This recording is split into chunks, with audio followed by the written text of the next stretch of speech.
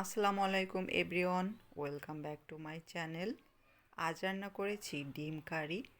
খেতে এতটাই মজা যে ট্রাই না করলে বুঝতে পারবেন না।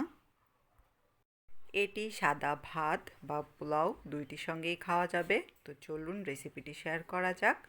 প্রথমে আমি ডিমগুলো সেদ্ধ করে লবণ, হলুদ এবং সামান্য শুকনো মরিচ দিয়ে ভাজি করে নিয়েছি।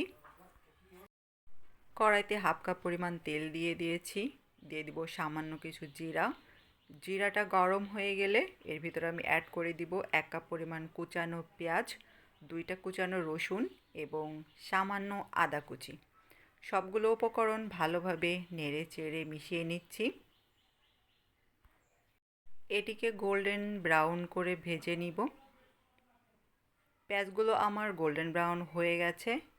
আবার একটু নেড়ে চেড়ে নিচ্ছি। অ্যাড করে দিলাম 1 চামচ পরিমাণ লবণ, 3টা কাঁচামরিচ এবং টমেটো কুচি। সবগুলো উপকরণ ভালোভাবে মিশিয়ে নিব। টমেটোগুলো ভালোভাবে নেড়ে চেড়ে কষিয়ে নিতে হবে, না হলে টমেটোর যে কাঁচা গন্ধ আছে সেটা থেকে যাবে। কালারের জন্য অ্যাড করে দিব সামান্য হলুদ এবং 1.5 চামচ পরিমাণ শুকনো মরিচ গুঁড়া। সবগুলো উপকরণ ভালোভাবে নেড়ে চেড়ে মিশিয়ে নিব। এটিকেও ভালোভাবে কষিয়ে নিতে হবে। টমেটোগুলো অলমোস্ট সেদ্ধ হয়ে গেছে এবং মশলাগুলোও কষানো হয়ে গেছে, তেল ছেড়ে দিয়েছে। এবার গ্রেভির জন্য পানি অ্যাড করে দিব।